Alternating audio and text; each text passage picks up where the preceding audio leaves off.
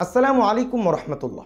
দীর্ঘ বিরতির পর নতুন গুরুত্বপূর্ণ একটি প্রতিবেদনে আপনাদের সবাইকে স্বাগতম।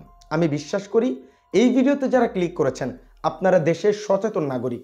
আমি চাই আপনারা দেশে কখন কোথায় কি হচ্ছে বা হবে এই সম্পর্কে আপনারাই সকলে অবগত থাকুন। প্রিয় দর্শক মণ্ডলী, পরিপূর্ণ ভিডিওটি কন্টিনিউ করবেন।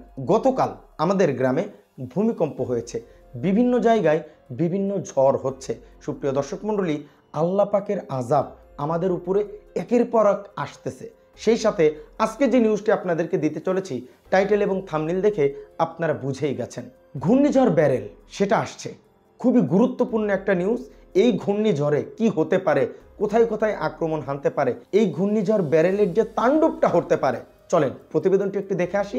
তার আগে চ্যানেলে যারা নতুন আসছেন দয়া করে চ্যানেলটি সাবস্ক্রাইব করবেন। পরিপূর্ণ ভিডিওটি দেখেই আপনার মূল্যবান মতামতটি কমেন্ট বক্সে জানাবেন। চলুন ভিডিওটি শুরু করছি। অত্যন্ত বিপজ্জনক ঝড়ে পরিণত হয়েছে ঘূর্ণিঝড় বেরিল। প্রবল শক্তি সঞ্চয় করে এরই মধ্যে ক্যাটাগরি 4 ঝড়ে পরিণত হয়েছে।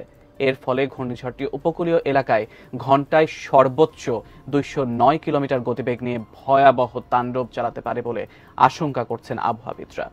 ঘূর্ণিঝড় বেরিল নিয়ে আরো জানাচ্ছেন সহকর্মী শেখ ফরিদ। শক্তিশালী হয়ে হারিকেন বেরিল ক্যারিবীয় অঞ্চলে দক্ষিণ পূর্বে অগ্রসর হচ্ছে। ভয়াবহ এই হারিকেন আঘাত হানার আগেই স্থানীয়দের সতর্ক থাকার আহ্বান জানিয়েছে আবহাওয়া অধিদপ্তর।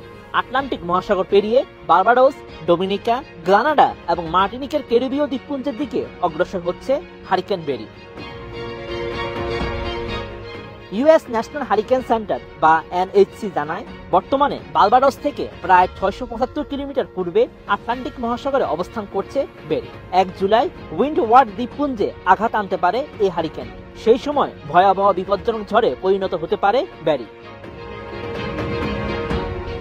হারিকেন বিশেষজ্ঞ মাইকেল লোরি জানান, 1957 সালের অড্রে এবং 1966 সালের আলমারের পরে আটলান্টিকে চলতি জুনে রেকর্ড বেরিল তৃতীয় ক্যাটাগরির ঘূর্ণিঝড়। ঘন্টায় এর বাতাসের গতিবেগ থাকবে সর্বোচ্চ 209 কিলোমিটার। সেই সময় উপকূলীয় এলাকায় বিপর্যয়কর ক্ষয়ক্ষতি ও প্রাণহানির ঘটনা ঘটতে পারে। হারিকেন এক ধরনের সামুদ্রিক ঘূর্ণিঝড়। উত্তর আটলান্টিক মহাসাগর, মধ্য ও পূর্ব উত্তর প্রশান্ত মহাসাগর, ক্যারিবীয় সাগর এবং মেক্সিকো উপসাগরে তৈরি হওয়া ঘূর্ণিঝড়কে হারিকেন বলা হয়। সাধারণত যুক্তরাষ্ট্র, মেক্সিকো, কিউবা এবং ক্যারিবীয় অঞ্চলের দেশগুলোতে হারিকেন আঘাত আনে। এবারে মৌসুমে ক্যারিবীয় অঞ্চলে আঘাত আনতে যাওয়া প্রথম হারিকেন হলো বেরিল। এরই মধ্যে এটি অত্যন্ত বিপজ্জনক ক্যাটাগরি 4-এ উন্নীত হয়েছে। এর মানে হলো এই ঘূর্ণিঝড়টি উপকূলীয় এলাকায় ঘন্টায় 179 থেকে 209 কিলোমিটার বেগে আছড়ে পড়তে পারে। এদিকে হারিকেন বেরিলের তাণ্ডবের আশঙ্কায় Barbados, Saint Lucia, Saint Vincent, Grenadine দ্বীপপুঞ্জ, গ্রানাডা এবং টোবাগোতে সর্বোচ্চ সতর্কতা জারি করা হয়েছে। যুক্তরাষ্ট্রের ন্যাশনাল হারিকেন সেন্টার বলছে, এইসব দ্বীপে 15 সেন্টিমিটার পর্যন্ত বৃষ্টিপাত হতে পারে। এছাড়া বেরিলের আঘাতের সময় ক্যারিবীয় দ্বীপগুলোতে জোয়ারের স্তর স্বাভাবিকের তুলনায় 9 ফুট বাড়তে পারে। আবহাওয়াবিদরা বলছেন, পূর্ব আটলান্টিক মহাসাগর লাগোয়া উইন্ডওয়ার্ড দ্বীপপুঞ্জে সবার আগে আঘাত আনতে পারে ঝড়টি। এরপর Dominica, Martinique, Saint Lucia, Saint Vincent এবং গ্রানাডাইন্স ও গ্রেনাডার দিকে ধেয়ে যেতে পারে। এই সময় ওই অঞ্চলে প্রবল শক্তিতে আঘাত আনতে যাওয়া এই ঝড় প্রাণঘাতী হয়ে উঠতে পারে। সমুদ্র উপকূলীয় এলাকায় উচ্চ ঢেউয়ের পাশাপাশি ভারী বৃষ্টিপাতের প্রবল সম্ভাবনা রয়েছে। প্রিয় দর্শক মণ্ডলী, ভিডিও চিত্রটি দেখছেন, ঘূর্ণিঝড় বেরেল ধেয়ে আসছে। মানে এটা যে কত বড় একটা আমাদের জন্য ব্যাড নিউজ হতে পারে, এটার জন্য যে সমস্ত এলাকায় ঘূর্ণিঝড়ের প্রবল দেখা দিতে পারে আপনারা নিউজে দেখছেন, আমি বিশ্বাস করি যে আপনারা সকলেই সচেতন থাকবেন। আমি চাই না যে আপনারা না জেনে প্রস্তুতি না নিয়ে হুটহাট কিছু একটা হয়ে যায়। তবে মালিক যেটা চায় সেটা তো হবেই, তারপরেও মালিক বলছে যে আমাদের সচেতন থাকতে হবে এবং এই সম্পর্কে আমাদেরকে জানতে হবে।